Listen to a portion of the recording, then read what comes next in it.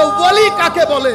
তো ওলি সেই ব্যক্তি যিনি লোকের বাইরে থাকলে তাদের তাকওয়া যেখানে থাকে, অন্তর্মহলে গেলে তাকওয়ার মধ্যে জোয়ার বয়ে যায়, তাকওয়ার মধ্যে, ইয়াকিনের মধ্যে, খাউফের মধ্যে, খাশিয়াতের মধ্যে, মুহাব্বতের মধ্যে, কুরবতের মধ্যে তারা যখন একাকিত্বে থাকে ফানা হয়ে যায়।